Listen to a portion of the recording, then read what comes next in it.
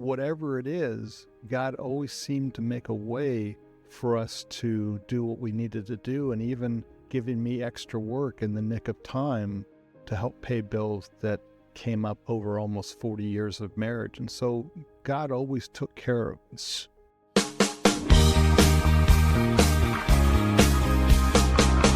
Welcome to the Restore Go podcast, where we discover ways to restore our relationship with God and others.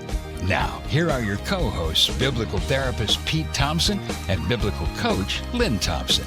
Together, let's learn how to restore go. Welcome to Restore Go. I'm Biblical Therapist Pete Thompson. And I'm Biblical Coach Lynne Thompson. And today we are going to address an issue that many couples often overlook until after the wedding day, but it becomes real when the bills come in. Yep, we're going to talk about finances and how couples deal with money. I know, Pete, in our relationship, it became clear almost immediately that you and I were raised differently with ideas on how to handle money. I remember I was used to going out all the time for dinner. And when my family went out, it was like, whose birthday was it? We believed in cooking everything at home and setting money aside for things later on. Yes. So I think that's what happened when couples, spend time and do real life together. They realize, wow, we really have different perspectives on this particular topic. But why is money an issue, Pete?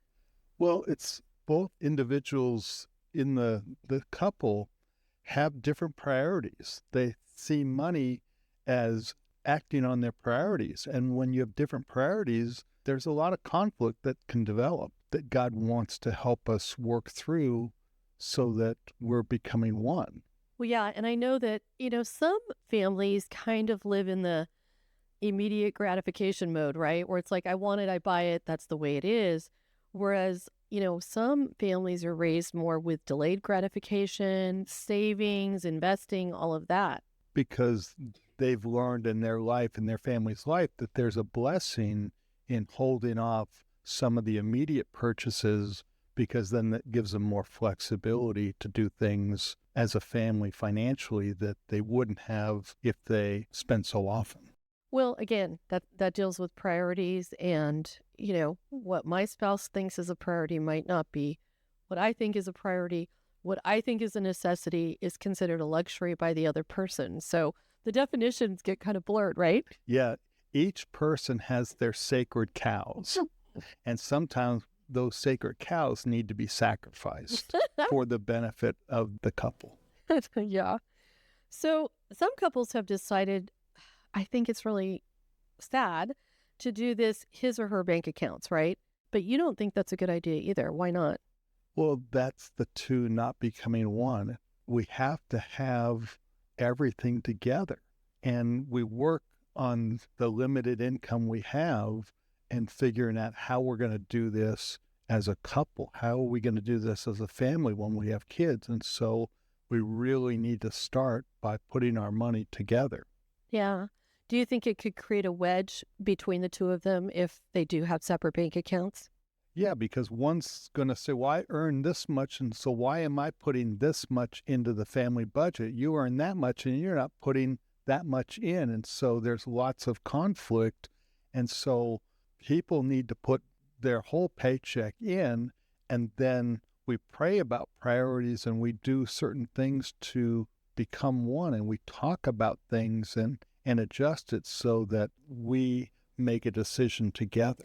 Well, yeah, and you could argue that you really don't grow as a person or as a couple because you're still doing your own thing. You're almost like living financially as a single person in a marriage. Yeah, because you're saying, well, I'll give this much money to the family budget, but I'm going to save this for my fishing boat, and the other person will save something else for something that they really want that's a big ticket item. And it's two people who are married kind of living independently. Yeah, that sounds like a contract marriage like we've talked about that's not covenant-based. So the other benefit, I think, to having a bank account together is it creates this balance. I remember the late Larry Burkett saying if you're exactly the same person as your spouse, then one of you is unnecessary. And you bring in different strengths and different perspectives that actually balance you out as a person. You've gotten married not because of, convenience. You've gotten married because you have said, we are a couple and we can serve God better together. So when you don't share a bank account, you don't have that opportunity to learn to be giving, to think of the other person's needs, to think of the other person's perspective. Because you're thinking, well, if I give this much, I still got money for this, and I can still do this hobby, and I can still do this. And so, it's like, well, I'm just giving the minimum to the family, and I'm still having all my toys. Exactly. Well, and the other idea is that it kind of doesn't protect you as a couple, right? You're not able to share your differences and your strengths, help the other person with their weakness, and come together and decide what is best for the benefit of the family. Because as you look at each person as the things that they bring, it makes the couple stronger as you take into account each person's perspective and bring that, because that's a protection from one person going overboard on one area of being balanced, and having a limited amount of money also protects us, because we can only spend so much on certain things, and we have to live within our means. Right. Well, I think it does, like you're talking about, kind of set your priorities on what's important and what's not. I know one priority that we've always felt very strongly about, and I know the Lord feels strongly about, is tithing. The tithing principle, usually families give 10% of your income goes to God. Why is that important in a relationship? Because God is the reason why we have anything at all. Amen. God allowed me to keep working when I had some physical disabilities. He allowed me to do a job where those disabilities didn't get in the way, and to continue to be employed and continue to be blessed by his wisdom as I was helping people. And so God lets us keep 90% of what he gives us. And so when we give that first 10%, we're investing in the kingdom, and our heart goes there, and it makes us more excited about what we get to do and what's the fruit of that 10% that we're investing. Yeah. I know that, for us in our family, we always took the 10% off the top. And there were times that I would be writing that check and thinking, oh boy, how is this going to work? I would know that there would be a bill coming up, or there would be something that would be in our bills that I was going, I don't know that this is going to work. But the funny thing is, when I did put that 10% in, first of all, we became better stewards of the 90%. Mm-hmm. And then second of all, God always came through. I mean, we were always able to make those bills happen. And so you get to see how God works with the rest of the 90% you have when you're willing to give him that first 10%. I always think of that verse that says, where your treasure is, that is where your heart is also. And if you haven't set some of your treasure aside for the God of the universe, to honor him, to use it for his glory, then what are you doing? You're keeping 100%, and you're thinking that you know how to manage all of it. It almost becomes a height of hubris, right? Hey friends, let's be honest. It can be difficult, if not impossible, to find a Christian therapist that's true to your values. Pete Thompson knows that. As a licensed therapist, he is committed to providing godly counsel, introducing helpful tools battling everyday problems like anxiety, addictions, as well as marriage and parenting challenges. Give Pete a call to set up your next confidential appointment online or in the office. Visit PeteThompson.org. Again, that's PeteThompson.org. Mm-hmm. And it develops trust in God as we have these situations that don't seem to mathematically work out, but then God always makes them work out. The tires on the car last a little bit longer. Whatever it is, God always seemed to make a way for us to do what we needed to do, and even giving me extra work in the nick of time to help pay bills that came up over almost 40 years of marriage. And so God always took care of us. Yeah, it's been fun to watch. And I think that's probably the exciting part too, is you give that 10%, you're like, well, Lord, let's see what you're going to do with the rest of it. And he does miraculous things. It's really fun to watch him work. So money, though, I know it really isn't money being the problem. It's a symptom of the problem. And I think that's why Jesus spoke about money so much. He told parables about money. But the real issue is, what is the underlying issue? It's really not money. Money's the symptom of it. And I know we had talked about some things that it could be for people that are struggling with money issues and how it's to be spent, and, the conflict that can cause in marriages. Sometimes it actually can be coveting. I know in Exodus 20:17, it says, thou shalt not covet your neighbor's stuff, basically. And coveting can really be the downfall of a lot of marriages as they try to be like the Joneses next door. Well, and it's saying to God, God, you really didn't give me enough nice stuff, and I'm kind of mad at you for not giving me what my neighbor has, and it makes us dissatisfied with the blessings that God has given us. And that's a problem, because that's insulting to God. Yes, exactly. The other thing I thought about, it could be pride. In 1 Thessalonians 2:4, it says, but just as we have been approved by God to be entrusted with the gospel, so we speak, not as pleasing men, but God who examines our hearts. And so this idea of, oh, look what I have, see how great I am, really, who are you pleasing at the end of the day? You know what I always think about? Do you remember that movie star Clint Eastwood? Yeah. And when he was the mayor of Carmel, and he used to drive around in that old beater. It was a pickup or station wagon, right? Station wagon, a beater with a heater. A beater with a heater. You probably didn't even need a heater in Carmel. But yeah, that's the funny thing too. Being from California, you don't know who you're looking at. You think you're looking at a homeless person, and you're actually looking at a millionaire. That's kind of has that, that's the, I don't really care what people think, I'm going to be me. And, but for some though, that's not the issue. And they have this pride of showing off stuff, and that's what validates them it's almost like they're getting their significance in that. In ownership. And it's like, I need to drive this, or I need to have this because that makes me special. And they're missing the whole point that having a relationship with God makes them special, and not worry about what people think, because it's better to please God than to please men, because men are very fickle and they will change their opinion. But if we try and please God, he stays the same yesterday, today, and tomorrow. It's easier to please God than men. Yes. He's more consistent, for sure. Yes. The other thing it might be is idol worship, as you see money as a way to make you happy. And I think of Mark 8:36, for what does it profit a man to gain the whole world and forfeit his soul? We don't always think of the word idol worship, because we kind of picture that as like some stone carving or some brass idol or something like that. But an idol really is something that directs you, that guides your life more than God does.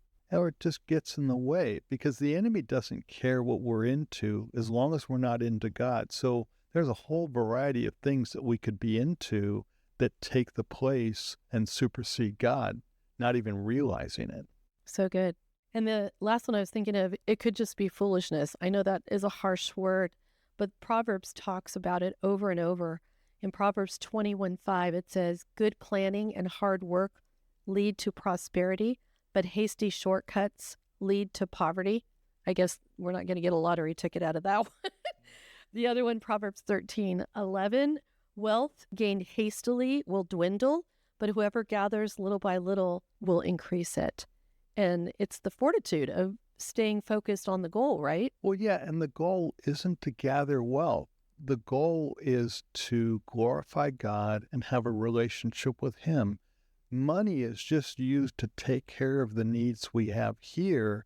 And when we elevate money beyond that, we can fall into so many traps. And so money is just the thing that we pay the bills, we pay the car payment, we pay the gas, we pay for that. But to put any more value on money than that, and we can fall on all kinds of traps. Yeah. So when you have couples that do come into your office and they are going at it, being very angry with each other regarding money, What are some of the solutions that you offer? I know you talked about it's important to be on the same page, and then you also talked about prayer. Yeah. So really the first priority is realizing we're pushing for different things when we're having fights about money and how money is spent. And so that's the enemy attacking the relationship, whether we've been together, married for 20 years or married for 2 months. The enemy's goal is to attack the relationship because there's so many things that he gains by having us fighting. So going to God, both going to God and saying, God, help us become one in this issue. Help us begin to see the priorities that you want us to have. And as we do that, God sews us together, and that wedge that the enemy wants to put into our relationship gets blocked. That's so good that you are able to call it out as a spiritual battle because, many times it's he's ruining my fun or she's ruining my fun or he's spending all my money, she's spending all my money, when really that's a side issue. The issue is the enemy is trying to create and stir up division in the marriage. Absolutely. The other I know you suggest is that you're patient with each other. This is a hard one for me. So how come you have to be patient with the other person while they're figuring it out? Because it's one of the fruits of the Spirit. And in a great book that I've recommended to people, Sacred Marriage, what if marriage was designed to make us holy rather than the primary thing of happy? And so God uses marriage, two imperfect people, and putting them together and then learning how to be patient with the other person. That's the thing that glorifies God. Yeah, I know that one of the activities that you've suggested is even having a cash permission set. Not that you're really asking permission, but you kind of have a mutual agreement that if you're going to spend a certain amount of dollar amount, so say it's $100, like I'm not going to call you if it's under 100, but if it's something over 100, we need to talk about it, or over 500, whatever your number is, right? As a family that you've decided, because that kind of does give you the opportunity to be on the same page and to be patient since you're able to talk about it. Well, and God might be using that idea for permission because he might be working on something. And if we just go ahead and spend that $500 really easy, we don't leave time for God to be able to do something that he wants to do that enhances our testimony, enhances our relationship as a couple. That's so good. Yeah, because the idea really is that God is working through both of you. You both have the Holy Spirit if you're both believers. And so one of you might be saying, I don't feel good about that right now. And I don't know why, but I'm going to defer to God on this and just say we need to wait. And vice versa, the other might feel that way too. And, we fall into that. It's a deal. It's going to be gone. Get it today. Yeah, we're already sold on the thing. And God's saying, yeah, that's a scam or whatever. And so he uses the other person to just, hey, you need to cool your jets on this. I feel uncomfortable about it. I don't know why, but we need to allow time and to be patient with each other for God to speak to the other person to be able to identify what the thing is, what's maybe wrong with jumping at that sale. Right. So the other thing you talked about to couples is to get a budget, which that's kind of hilarious when we think about how we started out. I remember you sitting down and saying we needed a budget, and my family had never had a budget. And so we sat down and we put all our expenses, we wrote them all down. And you said, okay, so we're over budget. And I said, what do you mean? He said, well, look at this. And I looked and I said, well, that is a clothing budget that I can't live. I need more money in my clothing budget. And he said, well, where do you want it to come from? And I said, can't you just add it in? He laughed because it just doesn't come out of thin air. It actually has to, that's the beauty of the budget, right? It's what you got. That's it. There's nothing more. You have to work with it. And so you talk about patience. You had to learn patience as I was learning what a budget really was. Yeah, because growing up, my family didn't have a budget because we didn't spend hardly any money unless we absolutely had to. You don't need a budget if you're not spending anything. We just watched the savings account get bigger and bigger and then would go make a major purchase that we prayed about. So it was different. And so, yeah. I'm glad we did the budget idea instead. That would be hard for me the other way. And the thing about a budget is it helps you to identify whether it reflects your goals and your values. don't you think? I mean, sometimes the budget shows you need to get rid of something. Like, well, this isn't important. This shouldn't be in the budget. Or maybe there needs to be sacrifices made. Well, yeah, because a lot of times we have this belief, well, we both need cars that are within 3 years old because they need to be safe and reliable. But then, when you look at that, you both have a $800 car payment. That's $1,600. And so that will wreck a budget. Or, if we are having problems staying with our budget and we go put it on the credit card, now you've got 23% interest that eventually you're going to end up paying. And so there's all kinds of difficulties. And so having a budget and saying, you know what, 2 car payments doesn't fit, in our budget. Having 1 car payment we can manage. And so we might need to get rid of one of the cars and get a beater with a heater and an air conditioning, especially when you live in Texas. You got to have air conditioning yeah, here. Absolutely. Well, and I mean, some credit cards need to be cut up, right? Because you're starting to live so much on the credit card. Our family has always been, if you have a balance left, or if you have something that you owe that you can't pay on the credit card, it's time to get rid of the credit card. But you need to use your credit card kind of as a cash, right? Just as a cash thing. And so you don't put anything on the credit card that you don't have money in the checking account to pay at the end of the month. And so credit card companies hate when we do that. But don't tell them. Yeah. But that works so much better for us. And so you don't have to balance a checkbook with having so many checks. And so we get airline mileage or whatever we get from our credit card, which is also a blessing. But yeah, you just don't want to live on that credit card. Yeah. Well, again, that reveals what your priorities are. Obviously, there's some things that are on your spending that should not be. Or maybe there needs to be a second job. There's some decisions that have to be made instead of just plowing along and getting deeper and deeper in debt. And since I'm not a coffee person, I never understood why my wife wanted to go to the coffee places all the time. It's like, why are you drinking that terrible stuff? And so that was my bias, because I don't like coffee. And so I would always can't we just cut that out of the budget altogether? He did not understand. He did not. So it's funny that you mentioned coffee. So I thought it would be fun if we give some resources, like some money saving tips on things you can do that, I mean, we've survived this long and we're not in debt, which is kind of nice. So we thought we'd pass off some money saving tips. And one of them, I thought, speaking of coffee, because I did the math. So math is, if you're doing coffee every single day, like out at one of the Starbucks or some of the other. Any coffee place. Yes. You look at $5.50 a day for 5 days. That is $110 a month on coffee and over $1,000 a year. Isn't that crazy? That is crazy. It's crazy. So I was thinking, you know what? Investing in an espresso machine makes much more sense. Now, I'm not talking the granddaddy like $5,000, $10,000 espresso machine, because it'll take you a while to pay that off. But to get an espresso machine where you're making your espressos or your mochas or whatever you're making at home, you actually do save a lot of money doing that. You look at it now and you're like, wow, 110 a month. I can think of things I'd want to spend 110 a month on other than a coffee that's here today, gone tomorrow, or gone in 10 minutes. The other thing that is a good tip is doing meal prepping. And we've been doing that for years and years, where when I make a lasagna, you can make one, why not make 2? And just do all the work, all the labor up front.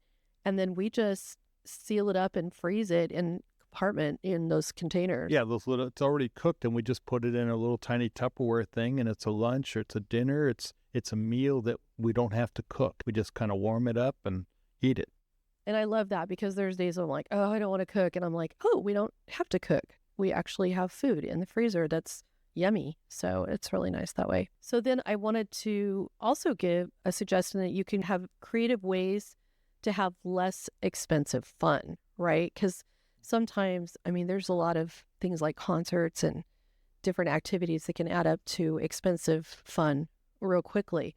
But there's a lot of things you can do that are super fun that are not that expensive, like going to the park, going fishing, hiking, biking, picnics, go to low-cost museums. You can do a coffee out if you want to spend that special coffee out, and then go to the library and hang out for a date. Drive to a new place. Go to free outdoor concerts. I remember that one we went to. It was the Mamma Mia concert. Yeah. It was awesome. It was fun. And then we did a Journey concert that wasn't Journey. It was a Yeah, it was a tribute band. tribute band. Yeah, So those are awesome. I love those. So you don't have to go to the real concert. You can go to the free ones or the low cost ones that they do. Another activity maybe is learning how to geocache. And for those of you that don't know what that is, you can actually download these places where they've hidden trinkets, and you have the latitude, longitude, and you get on there and you drive to it and you find where they're hidden, and you have to leave something in return. Like, we're talking a little tiny trinket, nothing thing, like the thing you'd find in a Cracker Jack box kind of thing. But it's super fun. Or another activity you could do that's inexpensive is to have friends over for potluck or dessert date nights and play cards or games. And we do that a lot. We have couples that we do that with, and that's very fun. We really enjoy that. We just rotate back and forth. We're like, okay, it's your turn. And then the other is regarding vacations, because those can become very expensive. But I know a lot of people are doing staycations. And if you think about how much you spend on a vacation, I mean, sometimes $3,000, $4,000, $5,000, you could actually spend $800 staying at home and do a lot of things and do a lot of fun things, go to a lot of nice restaurants. That's something to think about, maybe doing a staycation. Or if you feel the need to, like, I don't want to be at my house because I'm just going to want to clean or something, rent an Airbnb that's like local, that's closer and not as expensive. Well, even some people do is they trade their house with somebody else at a place they want to go, and they trade for a week. Oh, that's fun too. And so you're not paying, they're using your house and you're using their house. You got to screen who you're doing it with would be a good thing. But yeah, that cuts the cost way down. Yeah, I like that. And then check out the local school plays. Those are so fun. Those kids work so hard learning their lines and doing the costumes, and there's so much effort put into those. And I just feel like that's a way of giving back to the community and going out and doing something fun, and that's, cost effective. Yeah. So number 6, I have a bunch of them, but shopping outlets and secondhand. And then Facebook Marketplace has tons of stuff. And then garage sale shopping, that's fun too. We've got some really good deals on garage sales. Giving up expensive habits like drinking and smoking. You know what? Do what I did with that coffee, how you figure out how much it is each week and you do the math and you're like, oh my goodness, I had no idea. And then you start thinking about how you could spend that money elsewhere. And so you find a lot of hidden money that way. The other thing is, do reward yourself for being good. Have that coffee out once a week as a treat for staying on your budget, staying good. Like, I did this and this and I saved money and I saved this amount of money. And so now I can treat myself. So that's kind of fun. And then save up for those big purchase items. So we actually have a vacation fund where every month, when you get paid, we take the money out, tithe, right away it comes off, and then some savings, and then vacation fund. We put something in for the vacation fund, because if that doesn't happen, then one, I'm going to draw it out of the other accounts. Yeah. But if it's in a vacation fund, it's untouchable. I'm not able to touch it.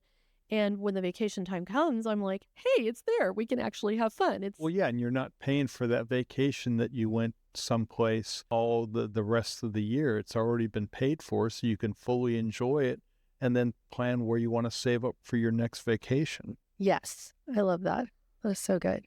And then the last one is don't impulse buy. Just pray and take time. And that's where you do become a team together. You can always say, you're out with your girlfriend and you're like, hey, that's so cute. You should get that. And I'm like, let me think about it, or let me pray on it. And just give yourself time to think about it. And if it's a big item, it's like, oh, let me get with my hubby and see what he thinks, or let me get with my wife, see what she thinks. I love the feedback, that kind of thing. It's not like I have to ask permission. It's not that. It's a way to protect you so that you don't do impulse buying, because that's really easy for me. I'm always like, oh, this is great. We should do that now. And not always a good idea. And sometimes there's things that I know were on the list that I have to get, like when I had to get a weed eater and a lawnmower. And it was so great. I found this lawnmower. It was an electric lawnmower with a cord. Nobody wanted it. So I paid $20 for it, and it still works. I use it, only needed in the summertime, and the thing still works 4 years later. $20 lawnmower. So it's like, yeah, I didn't have to go spend $300 for a gas mower. I love that. It still works. That's so great. Well, yeah, we got a few can openers, because it's like, why do I need to pay $15 for a can opener? Like, I could go to the garage sale and, get one cheaper. I know that I've gotten jewelry before at secondhand stores. I will wear my jewelry that I like and that is nice jewelry that I've gotten, and nobody will say anything. I wear secondhand jewelry. I get compliments all the time. Oh, where did you get that? That's amazing. That's beautiful. And I'm thinking, wow, I need to shop secondhand jewelry more often because obviously that's more attractive than some of the others. Probably because it's something that hasn't been seen in a long time. And so it has a uniqueness to it, which makes it special. So at the end of the day, though, Pete, I mean, it's important that you are controlling your money and that your money isn't controlling you. And Jesus is right when he said that you can't have two masters. You can't serve God and money. So figuring out the finances isn't just figuring out how to not fight about money, but about placing everything under the authority of God and how he wants you to live. And that's the best way that we want to live, because God knows what the future is. And some of those things that we put so much effort and we really want, 2 years later, they're in the garage sale pile. And so we need to make sure our focus is, God, if I really need it, help me find a way to get it that doesn't cost an arm and a leg if it's something that we really need. And if not, and it's just an impulse buy, then just help us see that we like it, but we don't really need it that bad. Well, thank you so much for joining us today on the podcast. We'd love for you to like and subscribe, give us the 5 stars. We do drop a podcast every Wednesday. We will see you next time. Until then, be blessed.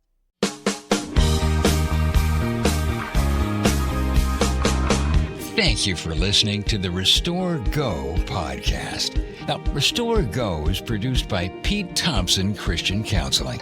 Pete is a licensed therapist who offers affordable family and individual counseling in North Texas and online throughout the United States. Pete provides counseling from a biblical perspective. Be sure to subscribe to the podcast and visit us at PeteThompson.org.